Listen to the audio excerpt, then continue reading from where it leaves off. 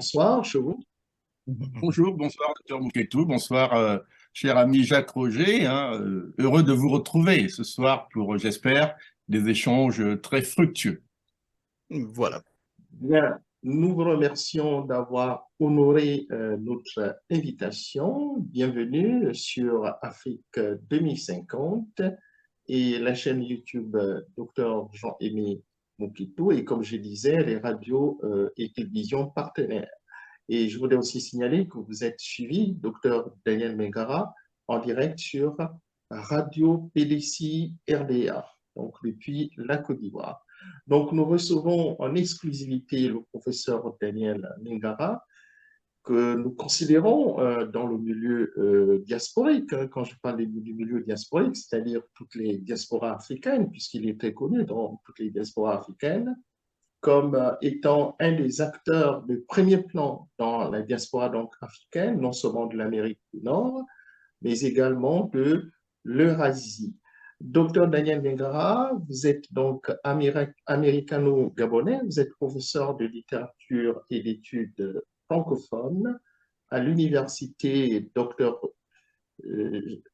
Mengara et Jacques Roger, vous allez m'excuser de mon accent anglophone, hein. Je suis plus francophile que anglophone. Donc, vous êtes donc professeur, comme je disais, de littérature et d'études francophones à l'université Montclair State University dans le New Jersey, c'est aux États-Unis. Vous êtes également considéré comme le grand connaisseur de la politique donc de notre continent, le grand continent africain. Et à cet effet, je voudrais signaler à nos auditrices et auditeurs que vous êtes le fondateur et président des mouvements politiques dénommés Bongo doit partir, Modoam, Bongo doit partir, Modoam, et précurseur à l'échelle du monde du cyberactivisme.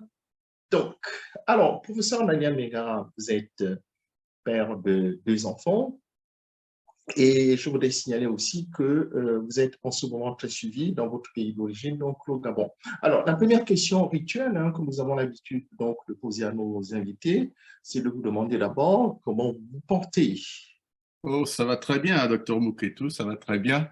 Je me porte bien, je suis heureux certainement d'avoir eu la chance, on va dire, hein, d'être en bonne santé, ce qui me permet donc de continuer mon combat pour le Gabon.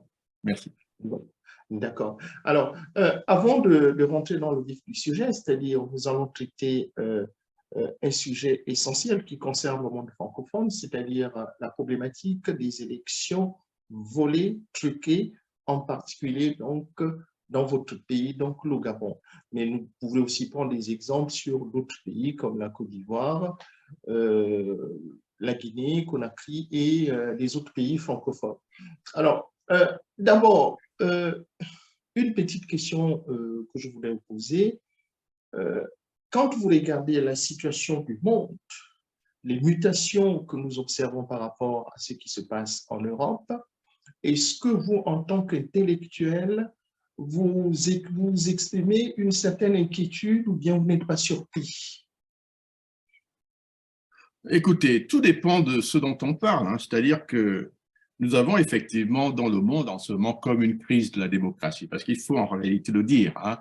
La guerre en Ukraine, certainement, n'est pas venue pour arranger les choses. Mais nous avons effectivement comme une sorte de transformation, on va presque dire politico-culturelle, où la question même de la démocratie commence à être remise en cause. On le voit aux États-Unis, on le voit dans les débats en Europe, surtout avec l'émergence des extrêmes, hein, surtout de la droite. On le voit également aussi en Afrique où les schèmes anciens, j'ai envie de dire les schèmes qui ont fait que dans les 2 premières décades, on va dire, hein, les 2 premières décennies, après les indépendances, hein, vous savez qu'il y a eu cette mutation où on est parti de régimes semi-démocratisants pour adopter en fait, on va dire, le modèle du parti unique, hein, qui nous a été apparemment suggéré par l'Union soviétique. Et ça a fait que la démocratie, l'idée même de la démocratie est morte en Afrique juste après les indépendances. Dans les années 90, on est revenu un peu hein, mais c'est avec des soubresauts qui font que, quand vous regardez, hein, par exemple, le monde francophone, on s'étonne.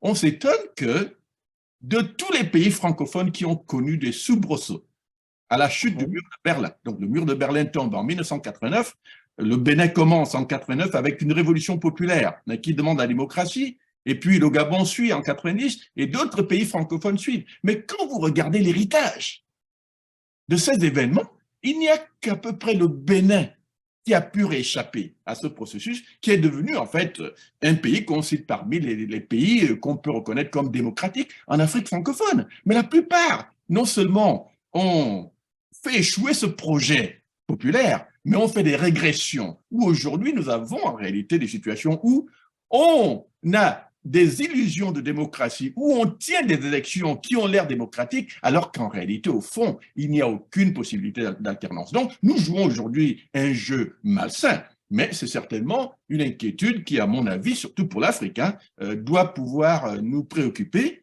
parce que si nous ne réussissons pas cette transformation politique vers la démocratisation, je crois que nos peuples vont encore connaître 3 ou 4 décennies on va presque dire de meurtrissures qui ne sont pas prises pour un développement durable. Malheureusement, la démocratie reste la clé pour non seulement la pacification des modèles politiques, mais également de l'ascension vers le développement durable qui permet d'apporter la dignité et le progrès au peuple. Bien, très bien. Vous faites bien de faire cette transition sur la démocratie selon votre expression. Ça permet donc la pacification politique dans plusieurs États. Mais docteur Daniel Mingara, comme vous le savez, chères auditrices et auditeurs, depuis la réouverture du multipartisme dans plusieurs pays francophones en 1990, nous sommes dans un cercle que je qualifie de cercle vicieux, avec des élections volées, des élections truquées, des élections tronquées. Qu'est-ce que ça veut dire? Ça veut dire que nous constatons que le vaincu, bien les vaincus, sont déclarés vainqueurs. Et après quelques remous dans les rues de plusieurs capitales de l'Afrique francophone, les vainqueurs, les vaincus et ses opposants, que je qualifie souvent les opposants du pouvoir, ou bien les collabos, se partagent le pouvoir. 5 ou 7 ans après, qu'est-ce que nous constatons? On reprend la même rengaine avec les mêmes acteurs qui se recyclent entre temps. Alors, docteur Daniel Mingara, je voudrais avoir votre propos introductif sur cette problématique des élections volées, truquées, tronquées en Afrique francophone. Oui, je pense que sur ce point, il faut le reconnaître, nous n'avons pas encore maîtrisé l'idée de la citoyenneté. Vous savez, la citoyenneté a cette vertu qu'elle exprime l'amour de son pays. Non pas l'amour de soi, mais l'amour de son pays. L'amour de son pays veut dire qu'on a un sentiment altruiste, n'est-ce pas, envers ce qu'on va appeler la nation, surtout quand on la dirige. Mais ça veut dire qu'on doit se dépasser. Ça demande une forme de dépassement de soi où l'on doit sentir que ce qu'on fait n'est pas pour soi, n'est pas pour créer des oligarchies, ce n'est pas pour créer des régimes claniques où seule une famille mange. C'est en réalité créer la prospérité pour tous, parce que quand un peuple est prospère dans son entièreté, ça amène à ce qu'on va appeler la richesse des nations. La richesse des nations, ce n'est pas sorcier. Vous créez les conditions de la prospérité, la nation devient prospère et les bénéfices de ce progrès deviennent partagés par tous. Malheureusement, chez nous, le manque de cet esprit citoyen, le manque d'amour de son pays, ce qui veut dire l'amour du prochain, du travail bien fait, du fait qu'on puisse dire, tiens, on est fier d'avoir accompli quelque chose qui va être préservé par la postérité, laisser son nom dans l'histoire parce qu'on l'a bien fait. Vous voyez, ce ne sont pas encore des valeurs, j'ai l'impression, maîtrisées en Afrique. Nous sommes encore, on va presque dire, bouqués, voilà, sur cette idée du pouvoir qui est que le pouvoir est personnel, personnalisé et familial, et ça fait qu'au final, personne n'est réellement inspiré pour amener le pays vers la démocratie, pour amener vers le pays, vers cet esprit de détachement qui voudrait dire que si on a écrit une constitution démocratique qui limite les mandats, on obéisse à la limite des mandats. Parce que l'inspiration politique, voilà pourquoi j'aime à citer l'exemple des Américains, que eux, ce n'est pas les plus idiots au monde, hein, pour avoir dit que un mandat, on va dire 4 ans ou 5 ans, mais une fois qu'on a fait 2 mandats, on a plus ou moins donné tout ce qu'on avait à donner à son pays. Il faut renouveler les esprits, il faut renouveler les énergies, il faut renouveler les générations. Et moi, j'aime cet esprit-là, que quand vous avez donné à votre pays pour 5 ans, pour 10 ans, laissez la place à d'autres, parce que l'inspiration nouvelle, elle vient toujours de ce brassage, de ce renouvellement. Et malheureusement, nous n'avons pas encore maîtrisé, on va dire, la notion de l'État chez nous en Afrique. C'est quoi l'État? C'est quoi un pouvoir? C'est quoi un régime? Chez nous, on privilégie la création de régimes politiques et non pas la fortification des États. Le régime est fortement attaché à l'individu, l'État est neutre. Nous n'avons pas encore le sens de l'État, monsieur le docteur Mouketou, et je crois que c'est un peu cette leçon qu'il nous faut encore aujourd'hui essayer de faire passer au sein de nos populations, au sein de notre leadership, pour leur faire comprendre que le pouvoir personnalisé ne peut mener qu'à la perte des nations. Le pouvoir neutre qui fortifie l'État, qui crée des institutions fortes, c'est ça qui amène à la richesse et au progrès des nations. Mais est-ce que, quand vous parlez de ces insuffisances, vous me permettez l'expression, démocratique qu'on observe dans ces pays, vous pensez que s'il y a un problème de manque d'éducation politique? Oui, j'ai envie de dire que oui, parce que on a encore un peu, je vais le dire, hein, il faut être clair, les schèmes de l'éducation coloniale en nous. Moi, je le crois fortement, parce que si vous regardez bien le modèle que les colons ont insufflé en Afrique, c'était le modèle de la chicotte. C'est-à-dire que le leader dirige avec la chicotte. Le système colonial est un système d'arbitraire, hein, donc une dictature en matière de ce qu'on va appeler l'État. Donc, ce modèle que les Français nous ont légué, il est resté, je crois, ancré chez certaines générations, hein, que vous voyez aujourd'hui, surtout ceux qui sont nés à cette époque-là, ils n'ont pas encore pu se départir de ce modèle. Et vous voyez donc que si eux sont nés sous un modèle particulier, qui est le modèle du dictat, le modèle de la chicotte, le modèle où le gouverneur dicte la loi, au nom de l'État français, évidemment, et qu'on devient tout d'un coup indépendant sur la base de ce modèle. Vous voyez qu'on a presque envie de simplement continuer cela parce que les institutions coloniales n'étaient pas démocratiques. Donc, ces générations de la colonisation, hein, les Africains, je veux dire, ils n'ont pas eu autre chose à transmettre aux nouvelles générations que ce modèle. Vous voyez donc qu'il y a comme un cordon ombilical entre ce moment colonial et les pouvoirs qui ont suivi juste après les indépendances, qui étaient des pouvoirs calqués constitutionnellement, philosophiquement, sur le modèle dictatorial. Alors maintenant, est-ce que ça veut dire que c'est une fatalité? Non, c'est-à-dire que nous qui sommes devenus indépendants, nous qui avons plus ou moins une idée claire de ce qu'était le modèle colonial, on doit pouvoir se demander quand même que est-ce que ce modèle a été propice au développement de l'Afrique? On voit bien que non, parce que le modèle dictatorial ne libère pas suffisamment les intelligences. C'est à nous maintenant, en tant qu'Africains, de nous rééduquer, de nous déconditionner et de voir en réalité qu'aujourd'hui, le salut du continent africain dépend entièrement de l'introduction de modèles démocratiques. Et tant qu'on n'aura pas fait la transition générationnelle entre ce vieil esprit et l'esprit de la jeunesse d'aujourd'hui qui aspire fondamentalement à ce renouveau, on fera du surplace. Il faut dire. Est-ce que vous pourriez être un peu plus clair quand vous dites qu'il faudrait un modèle démocratique dans nos États? Ça veut dire quoi? Ça veut dire qu'il faut laisser l'esprit de ce qu'on appelle la démocratie. On nous a appris depuis l'école, depuis le collège, le lycée, que la démocratie, c'est le pouvoir du peuple, par le peuple et pour le peuple. Vous avez des écrivains, par exemple, du 5e siècle, comme Thucydide, qui disait déjà, je cite, « Le peuple y règne ». Le peuple y règne. Est-ce qu'en créant le modèle que vous êtes en train d'évoquer, est-ce que le peuple aura toujours ce pouvoir? Bien, il faut tenir compte, disons, des conditions dans lesquelles nous vivons, nos comportements, etc. Non, vous savez, la chose qui a tendance à organiser la société, c'est la loi et les institutions. Donc, on n'a pas tellement à faire du forcing parce qu'il faut simplement établir ce qu'on va appeler des institutions démocratiques.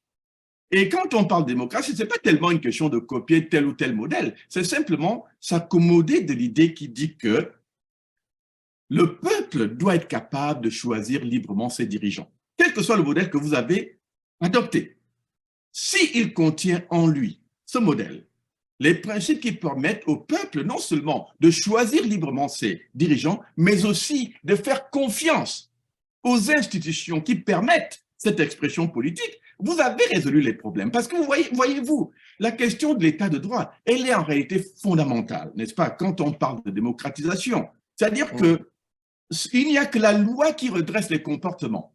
Si vous avez eu l'habitude de voler, par exemple, dans un modèle non démocratique où c'était l'état de jungle et qu'on instaure une démocratie constitutionnelle au sein de laquelle s'exprime la loi, et quand je dis la loi, c'est-à-dire cette loi qui garantit non seulement les libertés publiques, mais aussi corrige les impunités, vous verrez que les gens vont s'adapter à cette réalité. Et vous n'avez donc pas en réalité de grand travail à faire parce que les institutions elles-mêmes seront suffisamment fortes pour en réalité redresser les comportements. Donc, voilà pourquoi les gens, et bon, les grands philosophes du XVIIIe siècle, hein, les Montesquieu, les Rousseau et les autres, vous parleront de contrat social. Il faut en réalité un contrat social fort auquel tout le monde doit se tenir pour qu'au final, s'exprime une démocratie durable, stable et pacifiée. Mais c'est quand on ne veut pas instaurer ce type de système, c'est quand on ne veut pas respecter, n'est-ce pas, même les accords, les contrats sociaux qu'on établit entre nous-mêmes, quand on les bafoue à tout point de rue, c'est là que s'établissent les arbitraires qui font qu'aujourd'hui, on a au Gabon des avortons, dans des pays comme le Gabon, hein, le Cameroun, et ainsi de suite, des avortons de démocratie, des avortons du système démocratique qui n'ont des démocratiques que l'apparence de ces élections qui se tiennent, mais qui ne garantissent jamais l'alternance politique. Et voilà, je crois, le défi majeur de l'Afrique, surtout l'Afrique francophone, où nous avons encore en nous les schèmes de ce modèle colonial qui continue à gangréner la possibilité de tout progrès démocratique dans nos pays. Est-ce que c'est qui explique la persistance ou bien l'ancrage de ce que j'appelle cercle vicieux, hein, depuis la réouverture du multipartisme dans plusieurs pays francophones? Est-ce que c'est pas ça? C'est-à-dire que le temps de l'opposition n'est pas celui des régimes qui sont installés en Afrique, surtout l'Afrique francophone. Est-ce que ce n'est pas ce qui bloque? Je n'ai pas bien compris la question. Vous parlez du temps? Est-ce que le temps de l'opposition de façon générale, l'opposition africaine, quand il y a une élection dans les pays francophones, ce n'est pas le temps, ce n'est pas le même temps des régimes qui sont déjà enracinés dans nos pays? Est-ce que ce n'est pas ce qui bloque finalement l'alternance et le changement dans nos pays? Ça veut dire que nous avons des régimes qui ont leur temps de s'imposer quel que soit le choix, puisque nous constatons que les pays, par exemple, disons, dans nos États, les populations, contrairement à ce que beaucoup pensent, les populations sont très bien éduquées politiquement ou bien démocratiquement. Elles savent, si vous présentez, par exemple, à une élection présidentielle, qu'est-ce que ça veut dire? Choisir un candidat, peut-être pas sur la base de son projet de société, mais les élections savent, par exemple, faire ce choix-là entre, par exemple, le docteur Megara et face à Ali Bongo. Est-ce que ce n'est pas ce temps qui différencie les deux camps? C'est-à-dire que le temps de l'opposition n'est pas celui des régimes qui s'imposent dans nos États. Oui, déjà pour analyser hein, la problématique que vous soulevez, il faut d'abord considérer que il y a généralement, on va dire, trois partenaires, hein, de manière générale, dans le dialogue, on va dire, politique qui doit se dérouler dans un pays à tout moment. Il y a évidemment ceux qui sont au pouvoir. Et chez nous, ce sont des régimes politiques. Hein. Donc, je ne les appelle pas des gouvernements, je les appelle des régimes parce qu'ils ne fonctionnent pas sur la base d'idéologie, mais ils fonctionnent sur la base d'arbitraire visant uniquement à se maintenir au pouvoir. Et quand on est dans cette manière de penser, on est dans un régime. Alors, maintenant, vous avez en face maintenant l'opposition politique qui doit jouer son rôle. L'opposition doit s'opposer. Et s'opposer veut dire quoi? Vous devez être capable d'être un contrepoids aux exactions du régime en place. Et ça demande que vous soyez suffisamment inspiré pour suggérer au troisième élément, qui est le peuple, les démarches à entreprendre pour faire valoir sa voix, ses aspirations. C'est quand vous avez une sorte de scission politique entre cette opposition, donc ce leadership de l'opposition et le peuple, que vous voyez qu'automatiquement on aboutit à une sorte de déséquilibre, n'est-ce pas, dans le jeu politique, qui fait que le régime en place devient dominant, et parce qu'il y a un désordre en face et un manque de vision, le régime a tendance à triompher. C'est important, pourquoi? Parce que le manège qu'on voit, par exemple, dans des pays comme le Gabon, parce que c'est l'exemple qu'on peut, à la limite, exploiter le mieux, est que malgré le fait que le Gabon soit revenu au multipartisme en 1990, malgré le fait qu'il y ait eu une conférence nationale, au bout de laquelle on a quand même, hein, par un consensus national, fait une constitution qui a été, n'est-ce pas, finalement validée en 91. Mais, docteur Mouketou, l'opposition a plus ou moins laissé le régime en place défaire ce consensus national pour instaurer graduellement, à la place de ce consensus, un dictat qui a imposé finalement ce qu'on a aujourd'hui, c'est-à-dire un système où on tient des élections, mais où en réalité il n'y a aucune matrice démocratique. Donc vous voyez que nous avons encore un grave problème au niveau de nos oppositions en Afrique. Est-ce qu'elles jouent suffisamment leur rôle, oui ou non? Si il y a des manquements à ce niveau-là, vous verrez qu'on aura tendance à laisser le régime en place décider. Et je prends un bon exemple parce que l'un des rares pays où la démocratie, on va dire entre guillemets, a l'air quand même de marcher, hein, donc le Sénégal, de manière un peu plus classique, vous verrez qu'ils ont une opposition suffisamment aguerrie qui a fait que, en prenant par exemple le cas d'Abdoulaye Wade, Abdoulaye Wade a voulu faire des machinations pour se représenter ou préparer son fils. Les Sénégalais se sont soulevés et ont empêché cela. Aujourd'hui, nous avons encore Macky Sall qui essaie de se préparer à la possibilité d'un troisième mandat. Aujourd'hui, les Sénégalais sont debout pour essayer d'empêcher ça. Et je suis plus ou moins confiant qu'ils arriveront à, probablement, empêcher que Macky Sall n'aille vers ce troisième mandat. Vous voyez, c'est ce qu'on va appeler une opposition éveillée. Et tant que dans les autres pays, on n'a pas ce type d'opposition, on a des oppositions que nous, on appelle chez nous des oppositions électoralistes, c'est-à-dire qui ne se réveillent qu'au moment des élections, pour d'abord essayer de bouder un peu, mais il suffirait que le régime leur impose sa démarche pour qu'ils acceptent et puis se disent, oh, on va encore faire comment? On va simplement à l'élection. Et vous voyez qu'au final, le régime finit par gagner à ce jeu parce que tout ce qu'ils font, quand ils vont à des élections qu'on sait perdues d'avance, c'est simplement aller valider, crédibiliser la victoire de celui qui est au pouvoir. Et malheureusement, à l'international, ça a tendance à donner l'illusion d'une démocratie, alors qu'en réalité, au fond, le peuple n'a aucun pouvoir de décision. Et ça, c'est le cas que nous connaissons au Gabon aujourd'hui. Donc, quand vous parlez de l'opposition, je dis oui, nous avons un clivage énorme, un fossé entre le rôle que doit pouvoir jouer une opposition véritable dans un pays et ce qu'on voit dans des pays comme le Gabon, le Cameroun et tant d'autres, où en réalité, l'opposition fait œuvre de figurant, n'est-ce pas? Elle est figurante, en fait, dans ce jeu politique et elle n'amène pas au débat politique. Vous voulez dire que l'opposition, de façon générale, face à cette falsification de la démocratie dans les pays francophones, nous avons des oppositions qui accompagnent les régimes, selon vous? Absolument. Et prenons le cas du Gabon, parce que le Gabon est on va dire, un cas spécial, où nous avons vu plutôt la création d'une sorte d'opposition que nous, on appelle une opposition électoraliste, c'est-à-dire que qui ne pose jamais les débats fondamentaux sur les institutions, mais qui a tendance simplement à aller accompagner le régime à chaque fois que le régime organise des élections.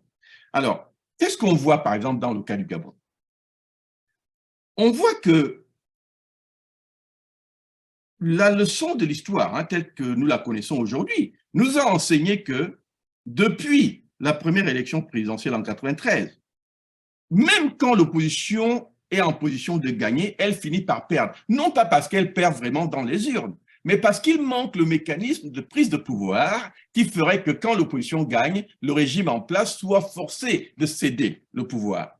Alors, il est vrai que l'histoire de nos élections est parfois compliquée parce qu'on n'a jamais vraiment la preuve directe de comment le régime manipule. Mais dans le cas du Gabon, nous avons eu pour la première fois dans l'histoire de notre pays en 2016 la situation où il n'y avait aucun doute sur la victoire d'un opposant, et ça c'était Jean Ping en 2016, lors de l'élection de 2016. Nous avons vu pour la première fois dans notre pays le régime presque reconnaître à demi-mot sa défaite, puisque sur les 9 provinces du Gabon, le régime ne reconnaît avoir gagné que 2 à peu près.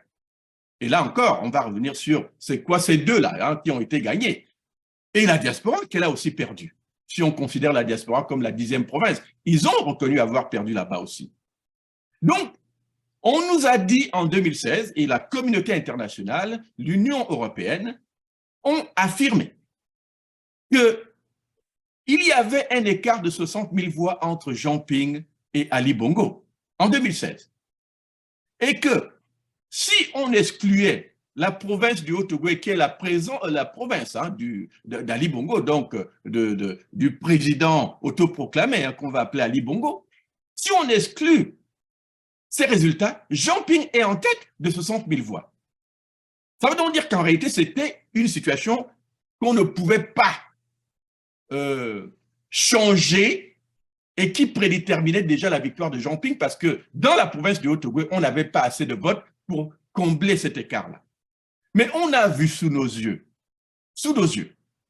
le régime utiliser sa cour constitutionnelle, utiliser la manipulation des procès-verbaux pour fabriquer dans les bureaux de vote. Les bureaux de vote au Haut-Ogooué, c'est-à-dire que nous avons eu pour la première fois dans l'histoire de notre pays une situation où on nous disait que dans une province,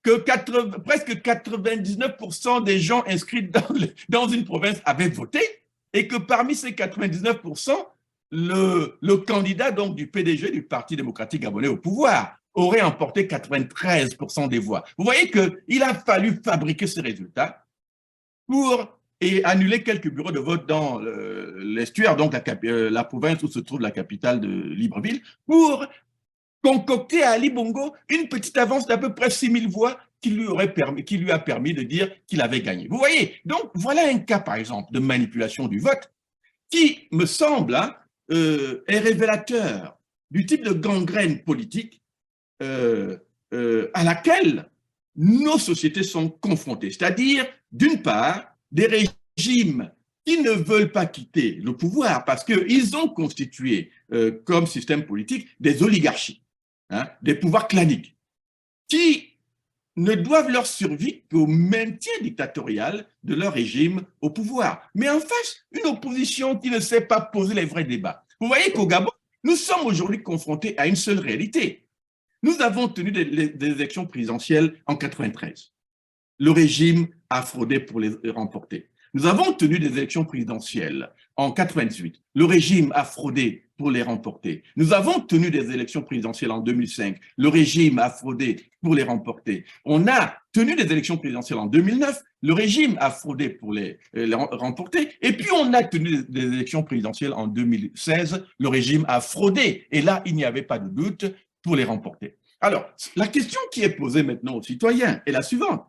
Si vous ne pouvez pas gagner par les urnes, s'il n'y a aucun mécanisme de prise de pouvoir qui permettrait à un opposant de prendre le pouvoir dans un cas comme celui-là, qu'est-ce qui vous reste comme solution? Voilà pourquoi nous, dans… Autrement dit, docteur Megara, dans le même sens, je voudrais vous poser concrètement cette question. Comment faire, comme vous le dites, pour passer de ces cercles vicieux dans lesquels se trouvent nos États de l'Afrique francophone à un cercle vertueux dans le sens de la démocratie? Voilà. C'est à ça que je venais, parce que je posais la question, hein, et ça c'est important, de partir de cette question. La question qu'on pose, et nous au Gabon, hein, au peuple gabonais, est la suivante. Si vous n'êtes pas capable de gagner par les urnes, d'imposer la victoire du peuple, sa volonté, par les urnes, qu'est-ce qui vous reste comme solution? Voilà pourquoi nous, dans le mouvement Bongo doit partir, on avait décidé depuis notre création déjà en 1998 que, un, rien de bon ne pouvait se passer au Gabon tant que les Bongo étaient au pouvoir, mais que deux, le Gabon ne changerait plus jamais par les urnes. Cette conclusion, nous y sommes arrivés en 98.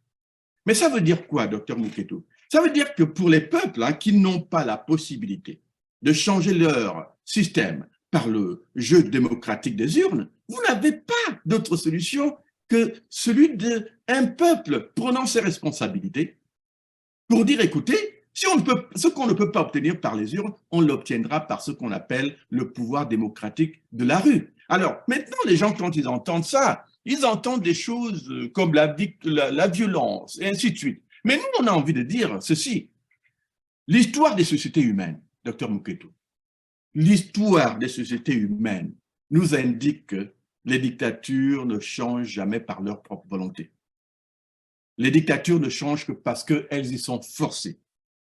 Que l'on prenne l'histoire presque récente de la Révolution française, où on a vu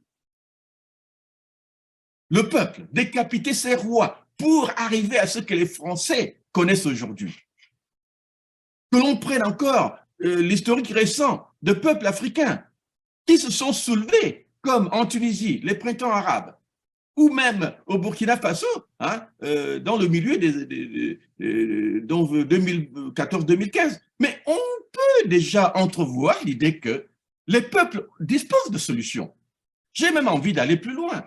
Regardez le mouvement des droits civiques aux États-Unis, où le pasteur Martin Luther King avait compris que sans ce réveil populaire qui avait pour fonction d'acculer le régime blanc, n'est-ce pas, discriminatoire, ce régime blanc, à la réalité que le noir était un humain et qu'il fallait accepter que le noir jouisse des mêmes droits que le blanc, eh bien, qu'est-ce qu'il a choisi comme approche? Il a choisi l'approche populaire, c'est-à-dire l'approche révolutionnaire. Ça veut donc dire qu'aujourd'hui, pour des pays comme le nôtre au Gabon, nous n'avons pas d'autre solution que d'affirmer la volonté du peuple. Et la volonté du peuple ne passe pas par autre chose. Ce que les Burkinabés ont pu faire contre Blaise Compaoré, ce que les Tunisiens ont pu faire contre Ben Ali, ce que les Égyptiens avaient pu faire contre Moubarak, ce que même les Soudanais, parce qu'on doit même parler des régimes militaires, parce qu'on nous dira souvent, sous les régimes militaires, c'est compliqué. Mais le Burkina Faso, c'était un régime militaire.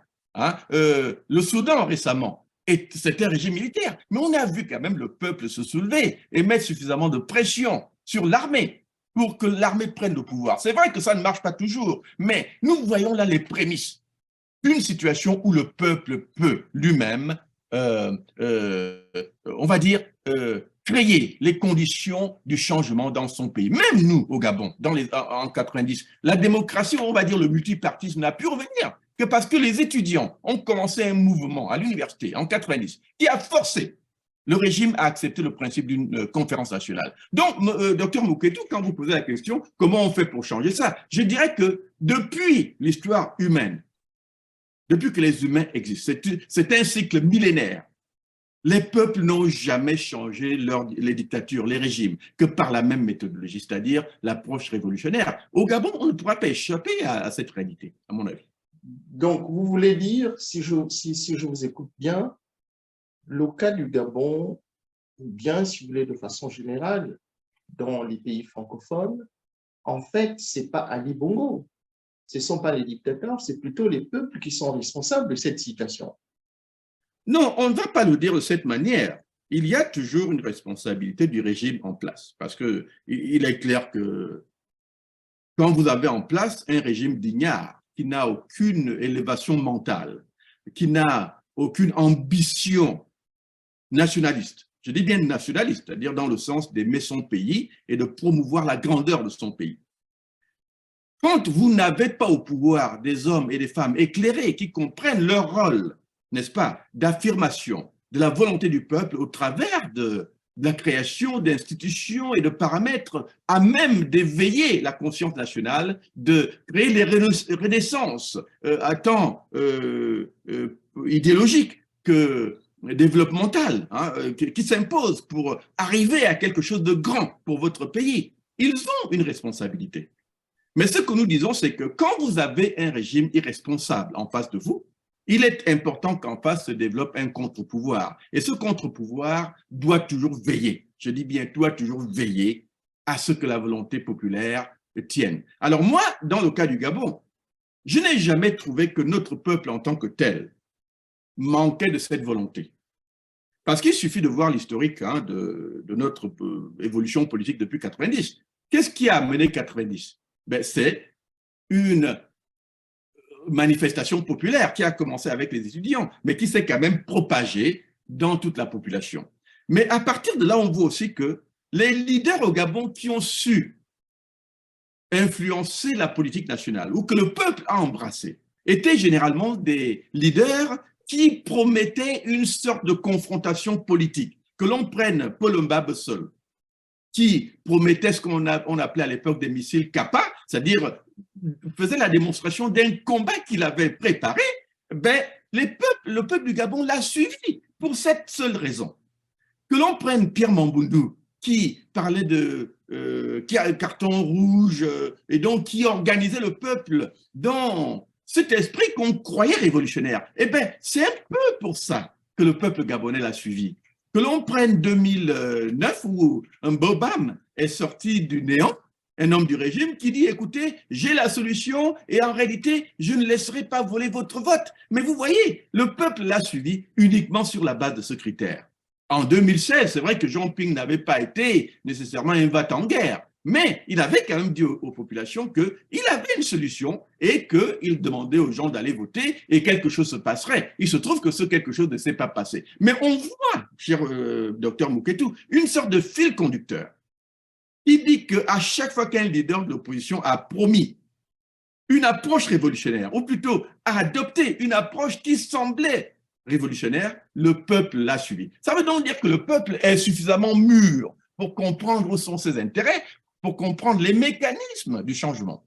S'il y a faute, ce n'est pas au niveau du peuple, docteur Mouketou, c'est au niveau du leadership. C'est-à-dire que nous avons malheureusement chez nous, d'abord, la prépondérance d'un leadership qui est, de manière exagérée, je pense, issu du régime en place. La plupart sont issus du Parti démocratique gabonais et parfois on a l'impression que quand ils viennent dans l'opposition, ils viennent jouer le jeu du pouvoir. Et maintenant, ceux qui, comme par exemple le grand, notre papa politique, Luc Bengonossi, qui ont encore un discours, on va dire, capable de mobiliser, eux, ils rencontrent le problème que le peuple a tendance à penser qu'ils n'ont pas l'argent et on les délaisse. Donc nous avons encore, on va dire, ce débat à mener au sein de l'opposition, que est-ce que le Gabon se libérera par le travail d'anciens PDGistes qui viennent dans l'opposition, ou est-ce que nous devons peut-être commencer à penser au renouvellement des générations, même à ce niveau-là, c'est-à-dire les générations qui comprennent les enjeux, qui n'ont aucun cordon ombilical avec le régime et qui sont donc capables d'être un peu plus libres dans leurs actions et leurs tendances politiques. Moi, je pense que c'est un vrai débat qui nous attend au Gabon aujourd'hui. Est-ce que la libération du Gabon ne pourra passer que par les anciens PDGistes, dont les anciens du régime, ou alors ne faut-il pas peut-être créer à côté de tout cela, une nouvelle génération de Gabonais qui ne sont pas attachés à ce régime, mais qui peuvent peut-être de manière un peu plus neutre, de manière un peu plus libre, poser le débat non seulement de la démocratisation, mais surtout de la lutte à mener pour amener à cette démocratisation. Là se trouvent, à mon avis, docteur Mouketou, les vrais enjeux. Ouais. Mais finalement, docteur Daniel Migara, quelle est la place de l'intelligentsia ou bien de l'élite africaine, des intellectuels africains, face à cette situation de cercle vicieux qu'on observe dans des pays francophones? Ben, écoutez, vous me posez peut-être la question la plus importante de tout ce qu'on va dire ce soir. L'intelligentsia a ceci qu'elle donne souvent naissance dans les sociétés, hein, quelles qu'elles soient, à ce qu'on va appeler une classe de technocrates. D'abord, technocrate. Le technocrate a ceci qu'il devrait pouvoir regarder les choses avec mathématicité, c'est-à-dire une approche scientifique des problèmes. C'est leur rôle, c'est-à-dire chasser l'émotion de ce qu'on entreprend et mettre à la place un esprit de froideur par lequel on regarde les phénomènes de manière objective.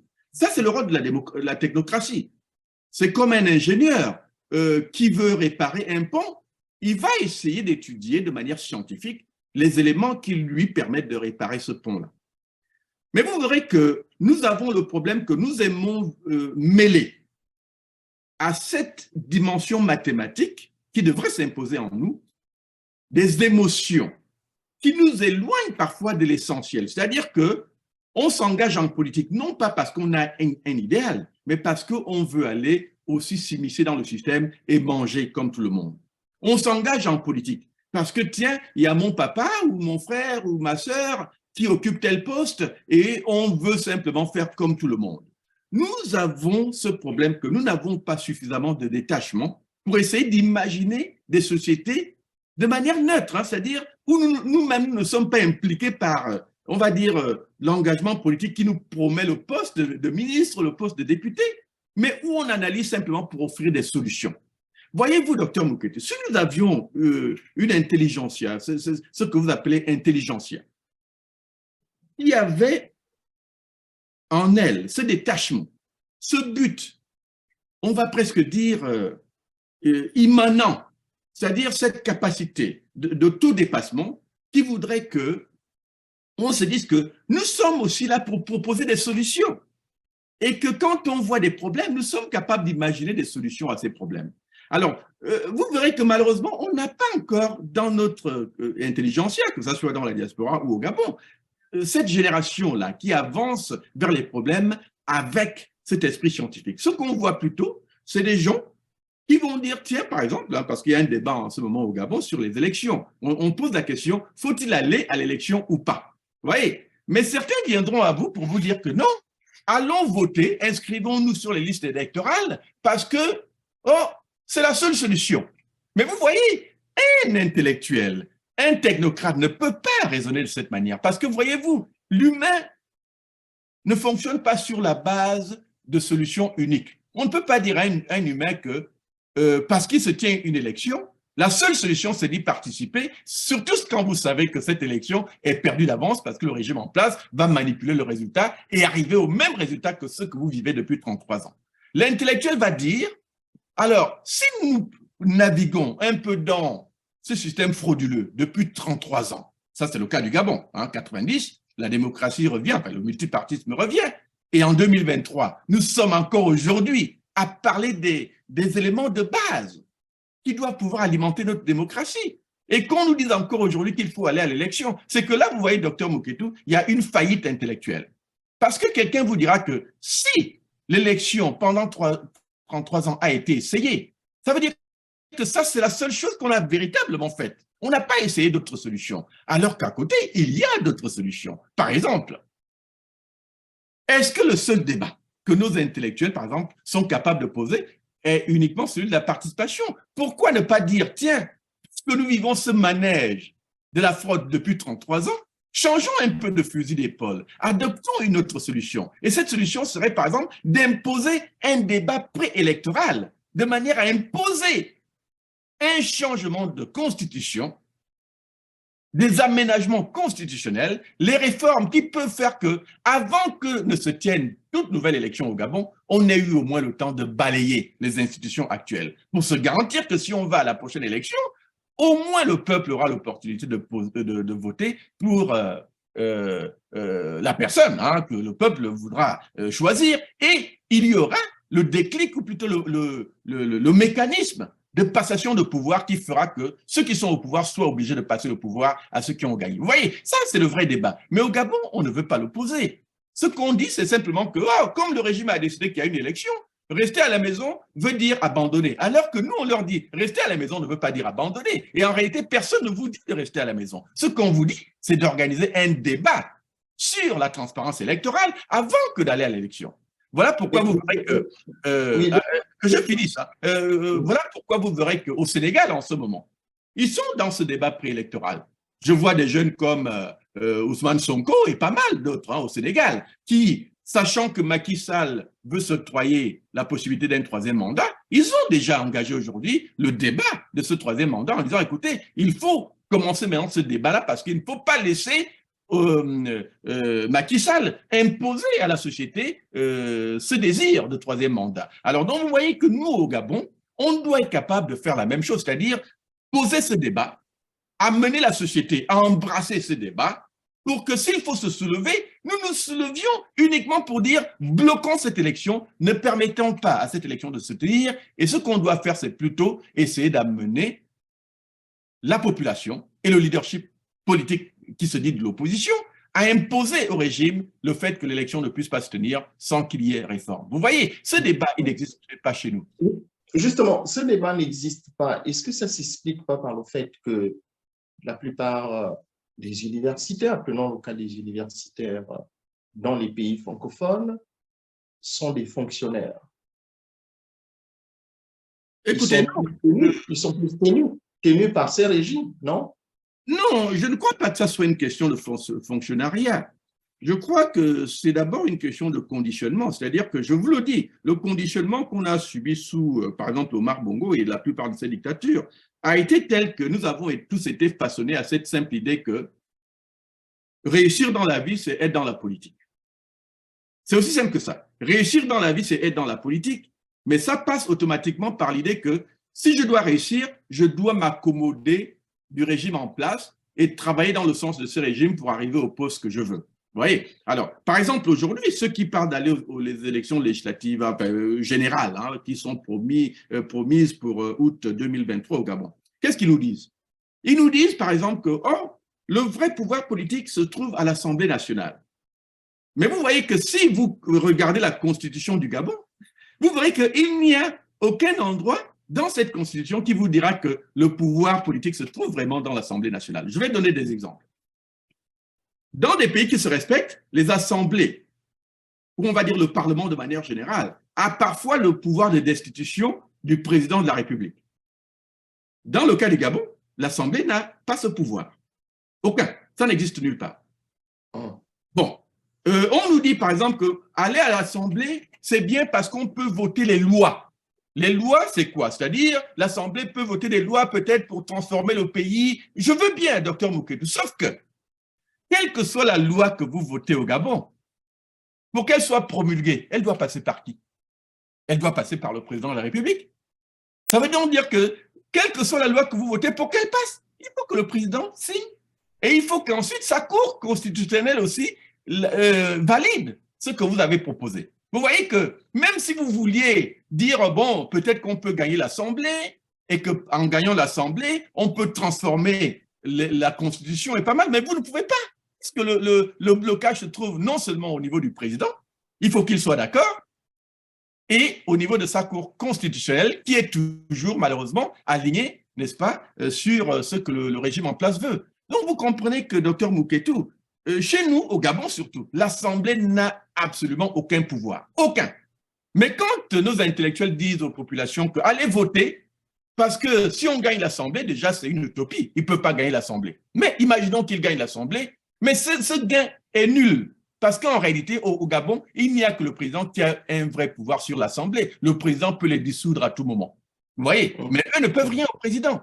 Donc, c'est un mensonge que de dire aux populations qu'il faut aller voter parce qu'en votant l'Assemblée, on va gagner le pouvoir et ce pouvoir va nous permettre de faire quoi que ce soit. Mais non, si le président ne promulgue pas vos lois sont nulles, elles n'iront nulle part. Ça veut donc dire que la solution, ce n'est pas dans une élection perdue d'avance. La solution, c'est dans la remise en question radicale et totale du statu quo et donc, en réalité, une action populaire diligentée par un leadership qui comprend les enjeux et qui est capable de pousser le peuple à cette prise de conscience qui dit que si on veut vraiment se donner les institutions qui nous libéreraient de ce qui existe aujourd'hui au Gabon, il faut faire du forcing, et ce forcing ne passera que par ce que nous on appelle la force démocratique de la rue.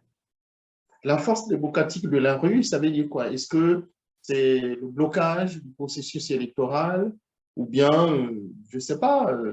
Non, c'est exactement ça. C'est-à-dire que quand je dis la force démocratique de la rue, c'est-à-dire que nous pensons à des mouvements populaires comme on a vu en Tunisie, comme on a vu en Égypte. Hein, est-ce que vous êtes pour le blocage ou bien ce qu'on dit empêcher, par exemple? Je ne sais pas, il y a des expressions, d'autres expressions que vous utilisez. Le blocage, c'est un mouvement populaire. Hein, c'est-à-dire que, et là encore, je vais clarifier hein, le débat. Au Gabon, ceux qui veulent aller à des élections qu'on appelle perdues d'avance, hein, veulent faire croire que des gens comme nous appelons au boycott. Ce n'est pas vrai. Nous, dans notre camp, le camp des gens qui disent que l'élection ne sert plus à rien aujourd'hui au Gabon, notre camp dit ceci. 1. L'élection ne nous amènera pas à ce qu'on veut en matière de transformation politique. 2. Le boycott de cette élection participent du même processus. Ceux qui boycottent font simplement quoi? Ils laissent le champ libre au régime pour organiser ces élections et le résultat est le même. Donc, participer ou boycotter, c'est exactement la même chose, la même démarche. Par contre, nous, on dit qu'il est important de bloquer. Bloquer veut dire qu'en réalité, l'élection ne doit pas se tenir. Il faut la bloquer et la seule manière de bloquer, c'est par des mouvements populaires.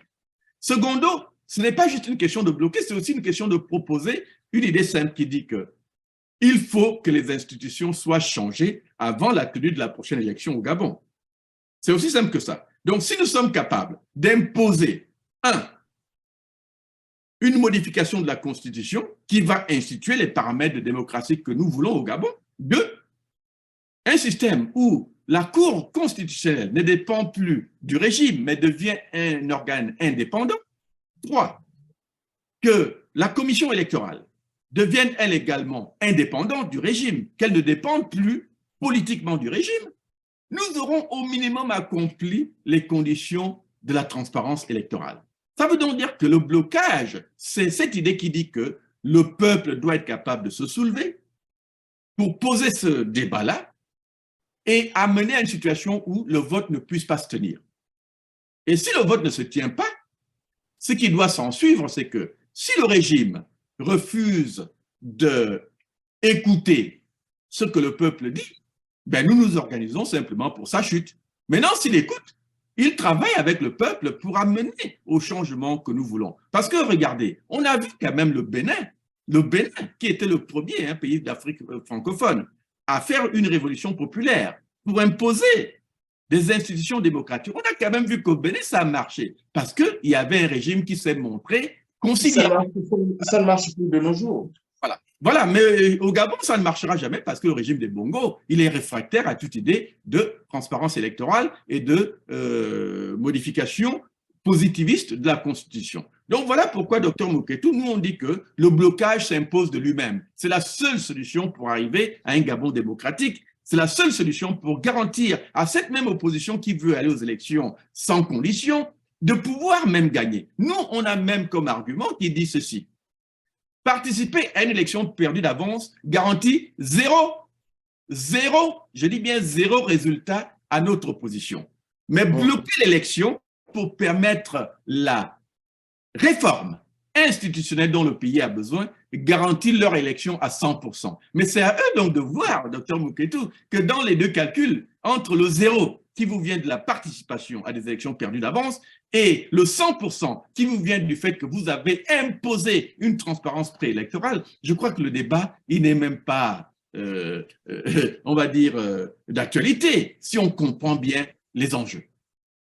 Mais que diriez-vous de vos compatriotes africains, gabonais, si vous voulez, qui vous reprochent que c'est bien beau de faire des grosses analyses d'intellectuels, d'universitaires, vous êtes chez vous, dans un état de droit, hyper protégé donc par les institutions républicaines, et que eux qui sont sur place, ils ne vivent pas dans les mêmes conditions. Ce sont des reproches souvent non seulement qu'on vous fait, mais qu'on fait aux intellectuels africains qui sont en Occident. Oui, mais écoutez, je crois que tout à l'heure, vous posiez la question de l'intelligentsia, du rôle des intellectuels et ainsi de suite. Vous voyez que nous aboutissons là à ces tendances obscurantistes, voilà, qui font que chez nous, on n'arrive pas à reconnaître justement le rôle des intellectuels. Mais j'ai envie de poser une question à nos populations. Aujourd'hui, on a des routes coupées qui n'ont pas de pont, n'est-ce pas? Mais qui construit les ponts? C'est des ingénieurs.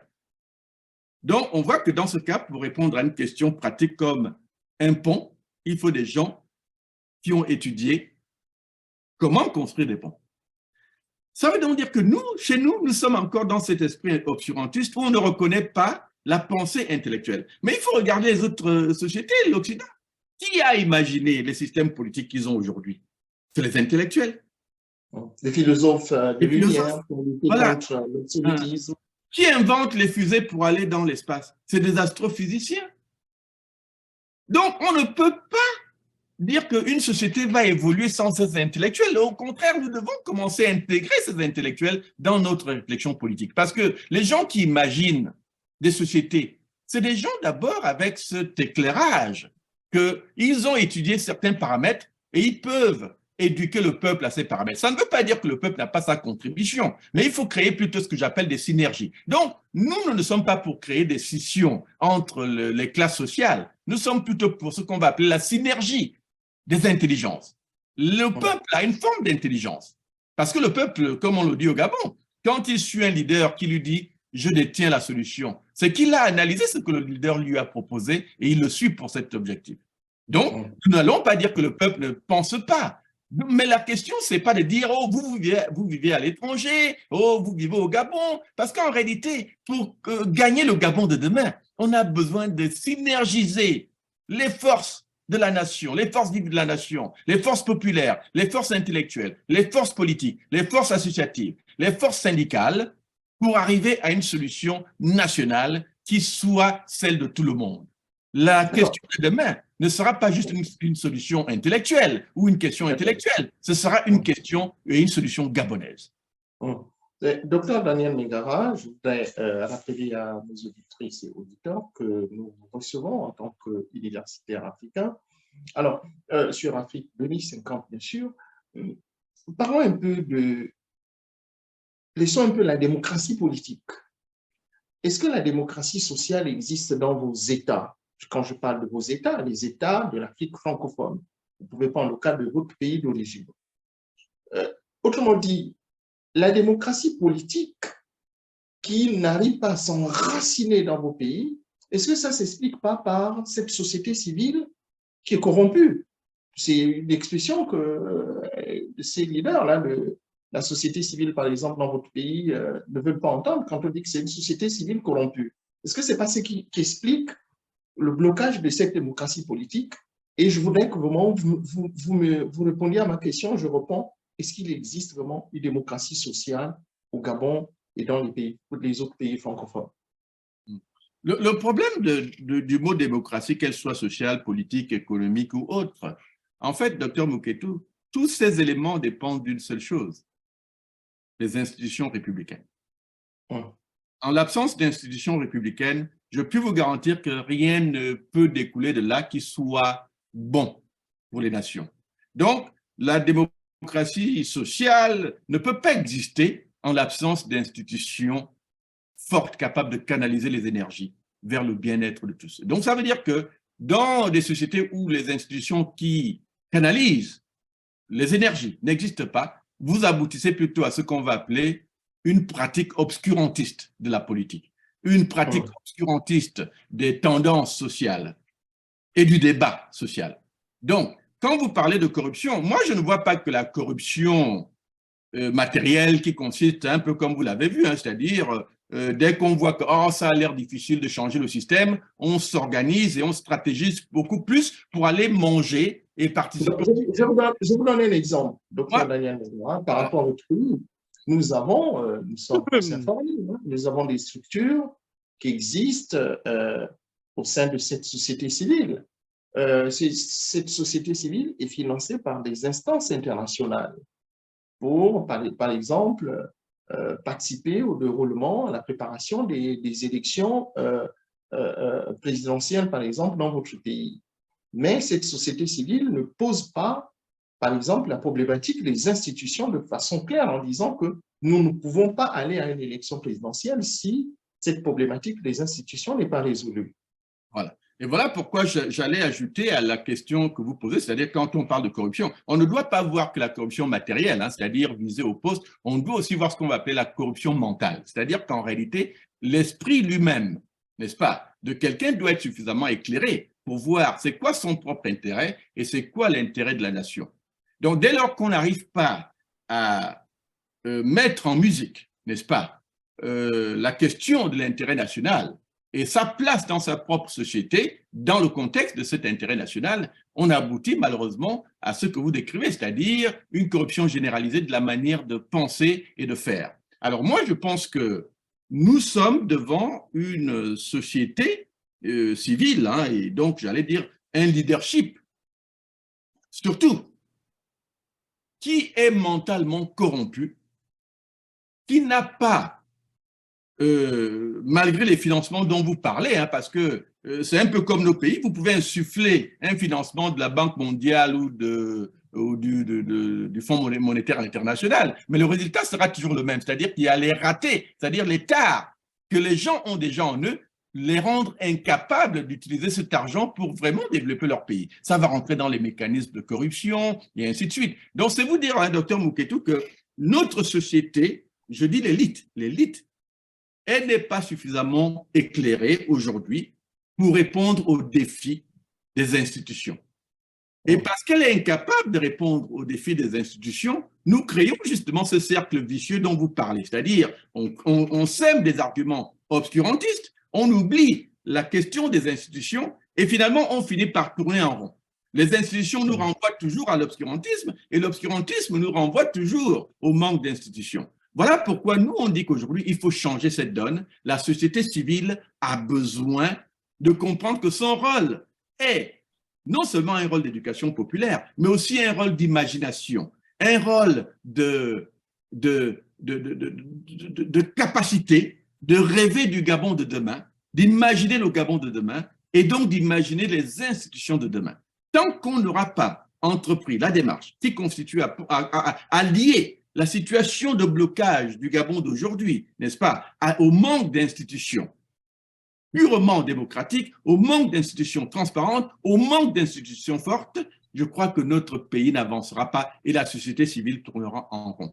Et voilà pourquoi nous, aujourd'hui, au mouvement Bongo doit partir, on a décidé de poser ce débat, même quand ça énerve les gens. Nous voulons que les gens comprennent que la solution ne se trouve pas dans la participation ou l'accompagnement du régime en place, la solution se trouve dans, en réalité, la mise au centre donc, du débat politique, n'est-ce pas, de vrais enjeux. Et tant qu'on n'a pas mis les vrais enjeux, surtout les enjeux de démocratisation au centre de ces débats politiques, l'évolution politique elle-même fera du surplace. Alors, parlons un peu de la fierté. Avant de vous poser ma question, j'aimerais savoir si vous êtes un intellectuel africain fier ou bien un homme politique fier. Ensuite, je vais rebondir. Écoutez, fier, je ne sais pas, à titre personnel, oui, puisque si je regarde mon parcours politique ou, on va dire, en tant qu'humain, je dirais que moi, je suis parti du village. Je suis né dans un village, donc je suis un enfant de pauvre, hein, de paysan. J'ai été à l'école. Je me souviens que quand j'avais 12 ans, j'ai quitté mes parents. Je suis allé à Bitam parce que Mimvoul, là où je suis né dans le nord du Gabon, n'avait pas de collège. J'ai dû aller à Bitam à l'âge de 12 ans, apprendre à vivre seul. En fait, on va dire que j'ai commencé à vivre seul à l'âge de 12 ans, loin de mes parents. Je ne voyais mes parents qu'une fois par an. une fois par an, parce qu'on était pauvres, on n'avait pas même les moyens pour se voir 2 ou 3 fois dans l'année. Donc, je ne revenais chez moi que pendant les grandes vacances. Donc, j'ai appris à vivre sans rien, à manger peut-être un repas par jour quand j'avais de la chance, parfois allant 2 jours sans manger, et j'ai gravi un peu les échelons scolaires de cette manière. Je suis allé en France, je me suis retrouvé aux États-Unis, aujourd'hui je suis professeur d'université. Donc au niveau personnel, je suis fier. Mais voyez-vous, docteur Mouketou, cette fierté laisse toujours un petit arrière-goût quand on voit qu'au Gabon, au jour d'aujourd'hui, je vois encore des gens qui sont passés par le même chemin de croix que moi, c'est-à-dire la souffrance, la pauvreté, le fait qu'on meurt de faim encore au Gabon aujourd'hui. On n'a pas d'emploi parce que les bongos prennent tout l'argent de notre pays. Il n'y a pas d'emploi parce que les bongos n'ont pas l'imagination. Nous avons le pays aujourd'hui, l'un des pays les plus riches d'Afrique, mais le Gabon… Justement, vous me permettez, gardez votre idée. Voilà. Bon, justement, vous me permettez. Alors, quand je vous ai posé cette question, j'attendais cette réponse. Pourquoi votre président, Ali Bongo, n'est-il pas fier comme on l'observe, par exemple, en Côte d'Ivoire? Je prends un exemple. Laissons un peu l'aspect de président démocratique. Si vous prenez le docteur Alassane Ouattara, donc le président de la République de Côte d'Ivoire, vous voyez, depuis qu'il est au pouvoir, laissons tout ce qui est politique, démocratie.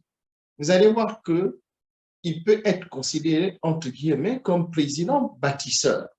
Ce qui n'est pas le cas dans votre pays. Il n'y a pas cette fierté-là qui s'exprime au niveau de ce que vous étiez en train de soulever, c'est-à-dire connecter le Gabon sur la voie de la modernité. Et je peux encore vous prendre un autre exemple, rapidement, celui des pays du Golfe, avec des régimes aussi durs qui n'acceptent aucune contradiction, aucune idée de démocratie. Mais le Qatar, par exemple, l'Arabie Saoudite, vous voyez, par exemple, ces pays aujourd'hui, ce sont des pays qui sont connectés dans la modernité. Comment expliquez-vous cela par rapport à votre pays? Non, et c'est un peu ça, c'est-à-dire que comme vous m'interrompez, ben, je n'ai pas pu… Je vous en prie, c'était dans ce sens-là. Mais ce que j'essaie de vous dire, docteur Mouketou, quand je vous raconte mon parcours, c'est que moi, étant là où je dis je suis fier personnellement de ce que j'ai accompli. Mais je vois que dans ce que j'ai accompli, une bonne partie de ce que je suis est due au fait que j'ai été dans des pays où les choses marchent justement bien, parce que les gens ont le sens de la fierté nationale.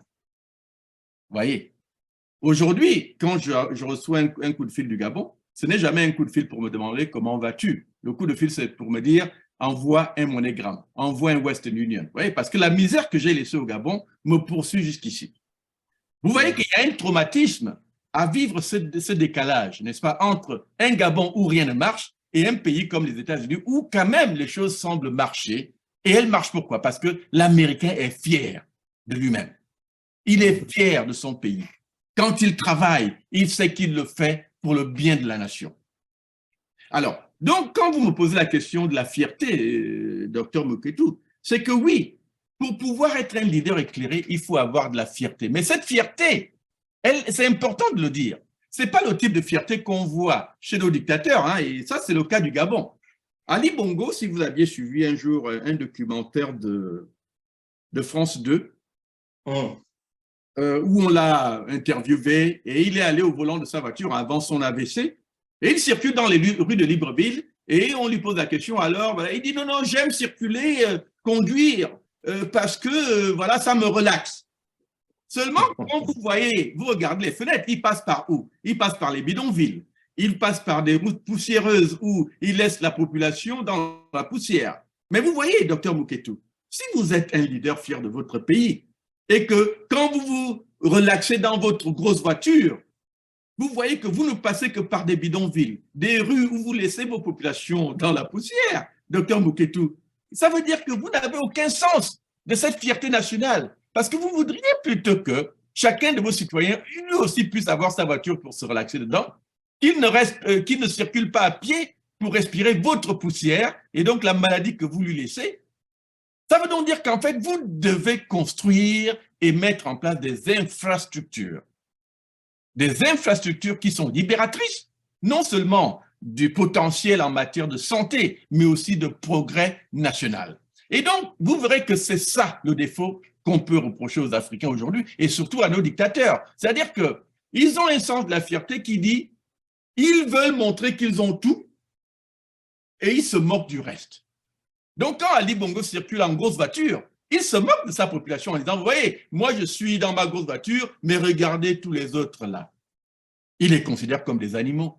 Et donc, tant qu'on aura encore, je crois, cet esprit qui dit que, en tant que leader, on n'arrive pas encore à voir que la vraie fierté d'un leader doit venir du fait que vous avez laissé sous votre nom des accomplissements. Un nom qui dit que voilà ce que vous avez fait pour votre pays. Tant que vous n'avez pas fait ça, on ne peut pas parler de fierté. Et quand vous citez l'Arabie Saoudite et les pays arabes, mais oui, il y a un minimum de fierté. C'est vrai que ce n'est pas des démocraties, mais il y a un minimum de fierté en l'idée que mon pays, quand les gens arrivent dans mon pays, ils doivent voir que le pays est développé, il y a des infrastructures, il y a des choses qui répondent aux attentes de tout le monde. Et en réalité, je crée des aimants pour des investissements étrangers parce que les gens savent que pour venir dans mon pays, on peut y trouver les conditions propices à la fructification de son investissement. Donc, en réalité, le fait de faire bien attire même les investissements qui vont vous aider à mieux développer votre pays. Malheureusement, chez nous,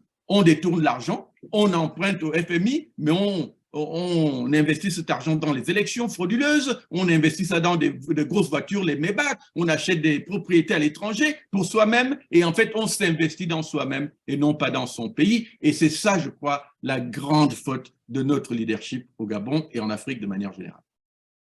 Bien, merci, docteur Daniel Mingara. Il est 22h déjà 15 minutes à New York.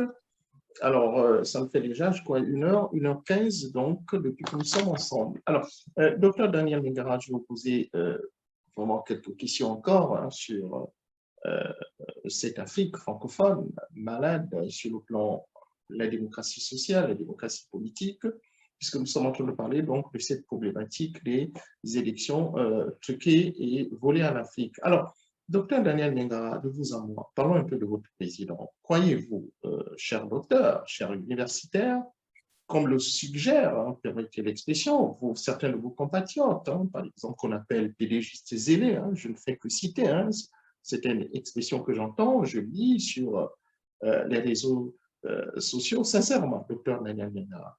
qu'Ali Bongo, votre président, est encore en capacité d'exercer, comment dirais-je, les hautes fonctions de président de la République qu'il a usurpées, comme vous l'avez dit, en 2016.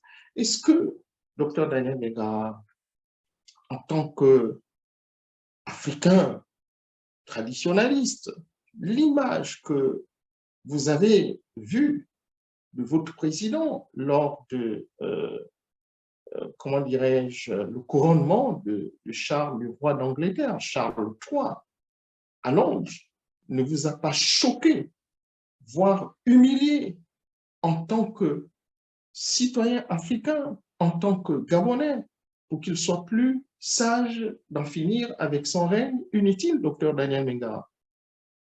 Non, écoutez, c'est certainement une image humiliante hein, qu'on a vue. Et j'ai envie de dire que vous qui parliez justement de fierté nationale tout à l'heure, ça c'est un très bon exemple hein, de ce qu'on va appeler quelqu'un qui n'aime pas son pays. Il ne fait aucun doute à mes yeux qu'Ali Bongo ait une capacité. Outre le fait que moi je ne le considère pas comme mon président, puisque vous avez dit votre président. Hein, pour moi, quelqu'un qui n'a pas été élu n'a pas la légitimité. Donc je ne le considère pas comme mon président, mais plutôt comme un imposteur. Mais admettons, puisqu'il gouverne notre pays, moi, je trouve que c'est justement cette image qui doit nous interpeller. Que voilà quelqu'un qui n'aime pas son pays et qui ne voit pas que cette image humilie son pays, que les autres leaders voient un type handicapé, concrètement incapacité sur le plan moteur. Et là encore, on n'a aucune certitude puisqu'il n'y a jamais eu de certificat médical sur ses capacités mentales suite à son AVC. Mais voilà quelqu'un qui s'impose au pouvoir, non pas parce que il a une quelconque utilité pour la nation, mais simplement parce qu'il est là pour protéger les intérêts du régime et du système en place. Donc moi, j'estime que c'est une humiliation nationale, cette image que nous voyons, mais elle doit aussi interpeller les Gabonais, que dans cet état de diminution, est-ce qu'ils croient vraiment que Ali Bongo est capable aujourd'hui d'exercer les fonctions de président de la République? Ça, c'est une question fondamentale.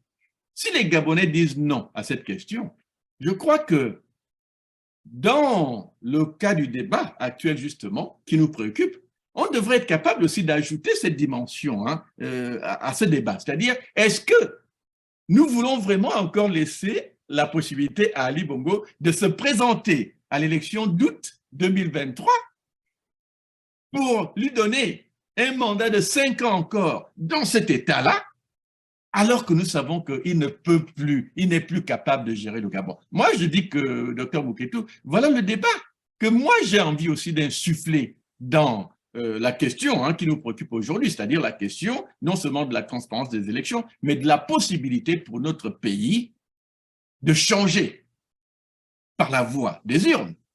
Donc, si nous laissons Ali Bongo se présenter, alors que nous le savons, incapable de diriger le Gabon, mais ça doit nous interpeller. Quel type de peuple serions-nous dans ce contexte-là? Moi, je dis que l'un de nos impératifs aujourd'hui, c'est aussi de s'organiser pour dire que Ali Bongo ne peut plus continuer à diriger le Gabon dans cet état, mais comme nous savons qu'ils vont frauder pour nous l'imposer dans cet état, nous devons le refuser. Rien que ça devrait être l'objet d'une protestation populaire pour dire à Ali Bongo, tu as fait ton temps, il faut partir. D'accord. Alors, on dit souvent que derrière un homme d'État, un homme politique, je dirais même un intellectuel, il y a toujours une femme intelligente, forte, structurée. Docteur Daniel Megara, au regard de ce que nous observons, donc de l'état très dégradé de votre président, M. Ali Bongo Ondimba, quel message ou bien quelle analyse faites-vous du comportement, non seulement de sa femme, donc votre première dame, Sylvia Bongo, d'un côté, et de l'autre côté, ses parents? Alors, évidemment, nous sommes devant une réalité, docteur Mouketou, c'est que quel que soit le type d'analyse que vous feriez pour ce qui concerne Ali Bongo ou sa femme, nous avons plutôt une situation où les hommes et les femmes du clan ont décidé de le maintenir là pour sauver les intérêts du clan. Alors, malheureusement, sachant comment nos régimes politiques fonctionnent en Afrique, nous avons tendance en fait à voir dans nos systèmes deux types de constitutions. C'est-à-dire la constitution formelle, celle qu'on lit dans les livres là, et puis la constitution informelle par laquelle on fonctionne par des arbitraires qui ne sont dictés nulle part par la loi. Je puis vous garantir aujourd'hui que dans l'état où se trouve Ali Bongo, il n'a pas la capacité de diriger le Gabon. Ça veut dire qu'il y a deux femmes aujourd'hui qui dirigent ce pays-là. La première, c'est Sylvia Bongo, parce que c'est par elle que toutes les directives qu'Ali Bongo pourrait donner passent aujourd'hui. Quand on nomme un Premier ministre ou un gouvernement aujourd'hui, je suis sûr qu'Ali Bongo ne participe pas à ces délibérations. C'est sa femme qui décide qui devient Premier ministre ou ministre au Gabon aujourd'hui. Et de l'autre côté, il y a la belle-mère, Mboranzo, qui est présidente de la Cour constitutionnelle. Et vous avez vu que pour la première fois, presque dans l'histoire du monde, on a vu une présidente de la Cour constitutionnelle d'un pays usurper des pouvoirs du président de la République pour, en réalité, dissoudre l'Assemblée nationale. Alors, quand vous voyez quelqu'un outrepasser ses prérogatives de cette manière pour décider de dissoudre des institutions, là où, dans le même temps, on nous disait que Ali Bongo était capable, parce que vous voyez, la question qui avait été posée en 2018 à Mboranzo était simple. Ali Bongo est-il capable, oui ou non, de diriger le Gabon? Si Ali Bongo était capable, elle n'avait pas, elle, à décider de la dissolution de l'Assemblée, c'est Ali Bongo qui aurait dû le faire. Mais elle l'a usurpé de ce pouvoir. Pourquoi? Parce qu'aujourd'hui, les deux personnes en réalité qui dirigent ce pays, c'est la femme d'Ali Bongo, d'une part, Sylvia Bongo, Valentin, et de l'autre côté, Madeleine Mboranzo, belle-mère d'Ali Bongo, avec qui parce que son papa, hein, Omar Bongo, a eu 2 enfants avec cette dame-là, et c'est elle qui est présidente de la Cour constitutionnelle au Gabon aujourd'hui. Alors, devant cet état de fait, docteur Mouketou, qu'est-ce que ça veut dire? Ça veut dire qu'au Gabon, nous ne sommes pas dirigés par des hommes et des femmes institutionnellement légitimes.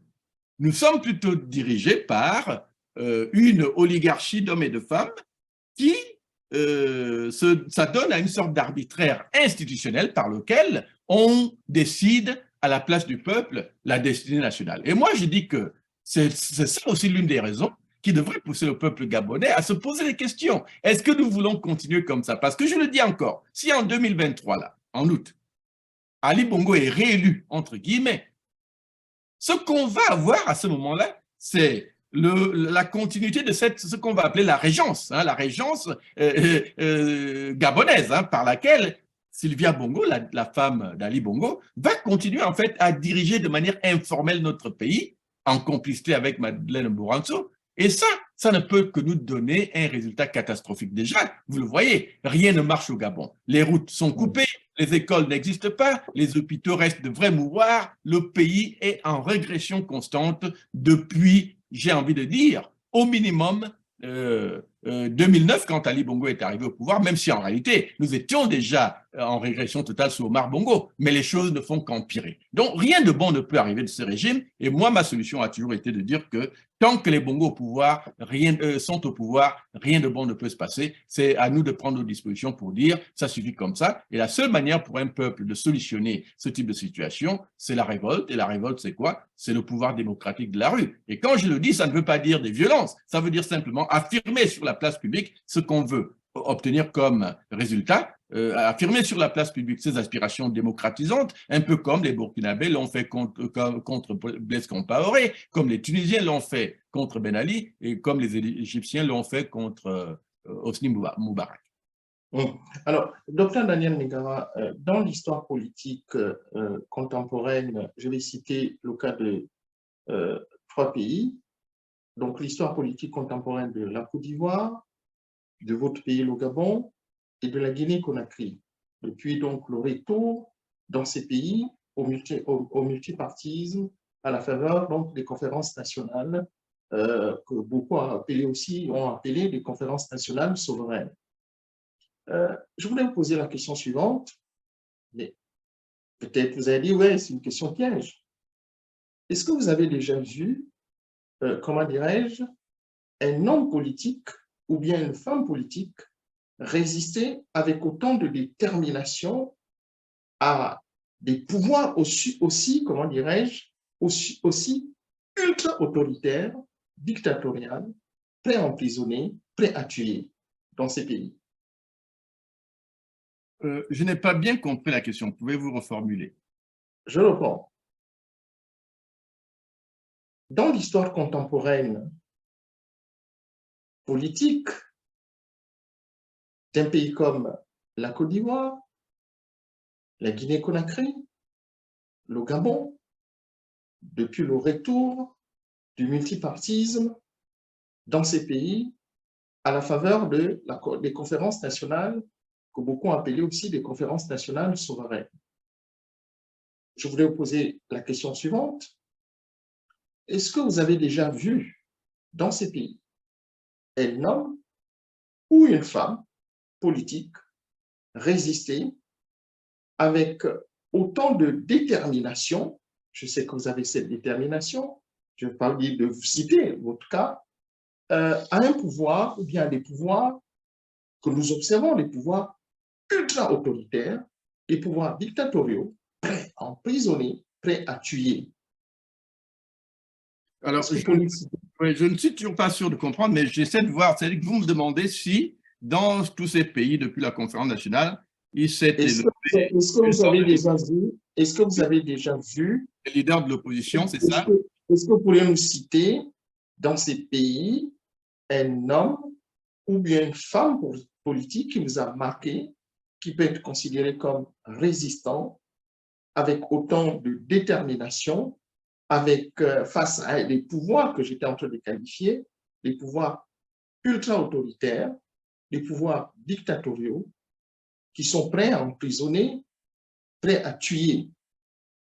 Prenons le cas de la Guinée-Conakry, le cas de la Côte d'Ivoire. Est-ce qu'il y a un homme ou bien une femme politique dans ce que vous faites qui vous a marqué, que vous considérez, que vous prenez comme exemple? C'est toujours pas clair? Non, enfin, je vais essayer de répondre. Bon, je ne suis pas sûr que j'ai compris, mais ce que je veux dire, c'est ceci, docteur Mouketou. Si nous partons du point de vue qu'aucun des pays que nous citons, en dehors peut-être du Bénin, en excluant le Sénégal, qu'aucun, je dis bien aucun, depuis la conférence nationale, n'est arrivé au résultat que nous attendons, c'est-à-dire au résultat d'une démocratisation durable. C'est qu'en réalité, il faut conclure que toute la classe politique a échoué. Ça, c'est ma ferme conviction. Vous voyez? Parce que pour qu'on cite quelqu'un en exemple, il faut qu'on puisse citer des résultats positifs. Je ne vois, moi, depuis 90, dans le monde francophone, attention, parce qu'on peut débattre sur le monde anglophone où les choses évoluent, parce qu'il faut quand même être capable de comprendre que le phénomène dont nous parlons aujourd'hui est purement francophone. OK? Parce que moi, ce qui m'épate souvent, c'est que même des pays qui ont été dans des guerres civiles effroyables, comme le Libéria, OK, la Sierra Leone, sont aujourd'hui parmi des pays qui avancent sur le plan de la démocratie. Il y a l'alternance, le changement. Et l'alternance. Alors que nous, dans les pays francophones, je vous le dis, aucun n'est arrivé au résultat escompté. Là, on parle de l'échec généralisé de toutes les générations politiques que notre continent a connues dans le monde francophone. Alors, et ce qui est en réalité étonnant, et que je vais peut-être citer un exemple paradoxal, c'est que le seul pays où ça a réussi, c'était le Bénin. Pourquoi? Parce qu'il y a eu quand même le miracle d'un président autoritaire, n'est-ce pas, qui a su accepter. Et quand je dis accepter, parce que je vais expliquer pourquoi, a su accepter, je parle là de Mathieu Kérékou, hein, a accepté dans le débat qui s'est tenu dans son pays en termes de conférence nationale, que les résolutions de cette conférence nationale soient celles qui doivent guider le Bénin de demain. Alors, le miracle de Mathieu Kérékou est que non seulement il a accepté les résolutions de la conférence nationale, mais il a laissé le processus se poursuivre naturellement, au point qu'il est allé à une élection qu'il a perdue. Et là, c'est le miracle béninois. Il faut que vous m'écoutiez, docteur Mouketou. Non seulement il a perdu l'élection, n'est-ce pas, la toute première élection démocratique, ce qui montrait un peu la théorie qui est la nôtre, que bon oui, un dictateur généralement aura tendance à échouer. Mais le miracle, c'est qu'il a pu revenir, n'est-ce pas, et se faire élire démocratiquement, et que par la suite, après ces 2 mandats, malgré la pression de son camp, qui a voulu le pousser à un 3e mandat, il a refusé et il a quitté le pouvoir tel que la Constitution le dictait. Alors, vous voyez, docteur Mouketou, ça c'est le miracle béninois. Pourquoi? Parce que ce n'est même pas dans l'opposition que je vais aller chercher la personne qu'on va citer un exemple. C'est dans ce personnage paradoxal qu'on va appeler Mathieu Kérékou que je trouve la solution. Vous voyez, que c'est le seul pays où en réalité la classe politique a su s'accorder pour arriver à ce que le Bénin connaît aujourd'hui. Parce que le Bénin, moi je suis très sévère hein, quand on parle de juger un pays sur le plan de ses institutions. Moi je juge un pays comme démocratique en regardant sa capacité à laisser le pouvoir changer de main de manière pacifique sans qu'il n'y ait jamais de violence. D'accord. Et le Bénin connaît ça depuis 90. Alors, donc, docteur Mouketou, quand vous me posez la question, est-ce qu'il y a des exemples? Je dis non, parce que tous les autres pays nous ont montré des échecs. Et ça veut dire que c'est l'échec généralisé de la classe politique. Nous n'avons pas encore connu, nous n'avons pas encore suscité, nous n'avons pas encore créé cette génération d'hommes et de femmes responsables de part et d'autre, hein, c'est-à-dire dans le clan du pouvoir, en place comme dans le clan de l'opposition, qui ont su imposer un débat sain pour la démocratisation et donc la pérennisation justement des gains démocratiques dans la plupart de ces pays. Vous voyez, ça, c'est mal Gabon, pardon, africain, francophone. Bien. Merci, docteur Daniel Mingara. Je pense que nous avons fait le tour de notre sujet, hein. J'espère que nous l'avons exploré de manière pertinente. Nous sommes beaucoup suivis sur nos différentes plateformes numériques.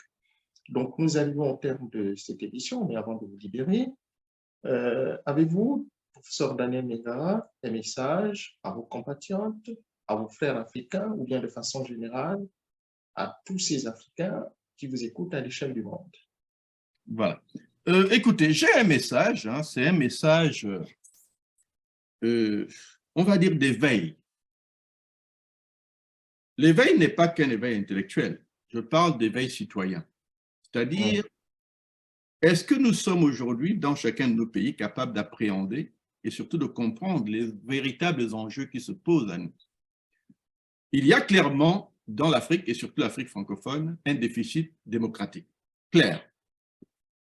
Mais les démocraties sont des phénomènes qui n'arrivent pas par eux-mêmes. Si on regarde la plupart des pays, surtout européens, occidentaux de manière générale, on voit que ça a souvent été le fruit de longs processus. Mais des processus qui ont aussi signifié des luttes pour les peuples, pour arriver là, pour enraciner leurs aspirations dans le cadre d'institutions fortes qui ont pu faire qu'une fois pacifiées, on a pu libérer les intelligences pour développer le bien-être commun, c'est-à-dire la force, la puissance économique, la force et la puissance nationale. Et surtout, on va appeler ça l'écho international qui a donné à chacun de ces pays une sorte d'aura de respectabilité, qui aura fait que quand on en parle aujourd'hui, on en parle comme de nations puissantes. L'Afrique a besoin de comprendre ces paramètres. Ça ne veut pas dire qu'on doit répéter et réinventer la machine à tous les niveaux. Parfois, il faut simplement savoir tenir de l'expérience des uns et des autres pour gagner du temps. Gagner du temps. Et la démocratie n'a pas besoin que nous passions par l'égorgement de nos rois, comme les autres ont fait au XVIIIe siècle. C'est le XVIIIe siècle. Nous sommes au XXIe siècle. Et le XXIe siècle veut dire que nous avons besoin d'être beaucoup plus matures pour comprendre ce que c'est que l'intérêt national. Et tant que nous ne maîtrisons pas l'intérêt national, on se fourvoiera toujours en matière d'évolution politique. Et si on se fourvoie sur le plan de l'évolution politique, on se fourvoie sur tous les autres plans. On ne peut pas développer son pays dans un pays qui n'est pas pacifié politiquement. On ne peut pas développer les infrastructures dans un pays où, pour subsister, un régime a besoin de corrompre. Et donc, d'amener dans des réseaux de corruption l'argent qui aurait pu servir au développement, à la construction d'infrastructures, des routes, et ainsi de suite. Donc, moi, je pense que le problème qui se pose à l'Afrique aujourd'hui, c'est ça. C'est-à-dire, est-ce que nous avons suffisamment de cette conscience nationale qui nous permet de comprendre ce que c'est que l'intérêt national, c'est-à-dire l'intérêt de tous? Si nous le comprenons, alors notre priorité sera toujours de construire des institutions fortes. C'est vrai que quand vous me posez des questions sur est-ce qu'il y a des gens que j'admire, il y a des gens qui voudront qu'on dise « Oh, est-ce que Gbagbo était un bon leader? Est-ce que Assimi Goïta est un bon leader? Est-ce que… Le problème, c'est que ces questions ne se jugent qu'à la fin du processus, c'est-à-dire quel est le pays qu'on peut juger comme pacifié par le dialogue consensuel de ses citoyens. Si on n'est pas encore là, si on est encore dans des conflits, l'obligation de coup d'État, des régimes militarisés, des régimes de dictature, c'est que le débat reste entier. Voilà pourquoi aujourd'hui nous avons besoin de créer une nouvelle génération d'Africains qui comprennent ces enjeux-là. Mais aussi comprendre que ça ne tombe pas du ciel. Ce ne sont pas des Martiens qui viendront résoudre nos problèmes à notre place. C'est vrai que nous avons souvent la question de la France-Afrique, mais ça aussi, ce n'est pas de la fatalité. Tous les peuples sont capables de se libérer. Je le dis bien, même des Français. Et j'ai envie de dire, pourquoi les Maliens ont pu ne fût-ce qu'accomplir ce qu'ils ont accompli aujourd'hui s'ils n'étaient pas capables de le faire malgré la présence française? Donc la présence française n'est pas non plus une fatalité, on peut s'en défaire. Ce ne sera pas la première fois dans l'histoire des nations que les gens seront sous domination et se sont libérés. Donc, je pense que les Africains doivent maturer, devenir matures et comprendre qu'en réalité, la libération des nations ne vient que de l'initiative des nations elles-mêmes. Un bourreau ne vous libérera jamais par lui-même. La France ne pourra pas sentir pour vous votre douleur comme si c'était vous. La France ressent uniquement ses intérêts. Et il ne cesse de vous le dire tous les jours. Mais ne nous bloquons pas l'idée qu'il y a la France. Allons plutôt dans l'idée que, en tant que peuple digne, nous pouvons nous libérer même de l'influence française. Il y a des nations qui l'ont déjà prouvé. Le Bénin essaie de démocratiser malgré la présence française. Les Maliens sont aujourd'hui un peuple qu'on admire, même s'ils ne sont qu'au début d'un processus. Pourquoi? Parce que malgré la présence française, ils ont pu s'affirmer. Donc, je pense qu'aujourd'hui, Dr Mukwege, et surtout pour nous les Gabonais, le message est celui-ci. Votre pays ne peut évoluer que dans le sens que vous voulez. Votre pays ne peut évoluer que dans le sens que vous insufflez. Si les Bongos sont au pouvoir aujourd'hui, c'est parce que nous n'avons pas encore posé le vrai débat dans le sens qu'il doit être posé. Nous avons eu tendance à accompagner plutôt que bloquer, à accepter plutôt que protester, à, on va presque dire, se résigner plutôt que lutter. Moi, je propose aujourd'hui que nous nous engageons dans un processus de lutte par lequel nous allons imposer aux Bongos, à ce dictat, la volonté populaire. Et ça veut donc dire ne plus accepter que les Bongos organisent des élections perdues d'avance dans notre pays. Et la seule solution pour ça, c'est le blocage, ce que j'appelle la capacité de notre peuple à se soulever pour dire aucune élection ne doit plus se tenir au Gabon tant qu'il n'y a pas eu réforme démocratisante. La démocratie est la solution. Les élections n'en sont aucune si ces élections ne contiennent en elles la garantie que votre vote va compter, que quand vous mettez cette urne dans ce bulletin dans les urnes, c'est vraiment la personne que vous aurez choisie qui sera élue. Et vous avez la garantie qu'il y a un mécanisme de prise de pouvoir qui fera que, une fois la victoire proclamée, votre champion, votre candidat est proclamé vainqueur et prend le pouvoir. La problématique est donc celle de la prise de pouvoir. Tant que les conditions d'une prise de pouvoir effective ne sont pas réunies au Gabon, nous devons agir, nous devons nous organiser pour l'imposer. Voilà mon message aux Gabonais, mais ce message vaut pour le Togo et tous les autres peuples d'Afrique qui ont besoin encore aujourd'hui d'affirmer leur souveraineté. Merci, Dr Mukwege. Professeur Daniel Mingara, merci d'avoir honoré notre invitation et à très bientôt sur Afrique 2050 et les médias partenaires. C'était donc l'émission Heure de vérité animée par le docteur Jean-Élie Mouketou avec la collaboration de Jacques Roger qui assurait donc la technique de cette émission. En tout cas, merci beaucoup et à très bientôt. À très bientôt, Dr Muketou. À très bientôt, Monsieur Jacques Roger. Merci pour l'invitation.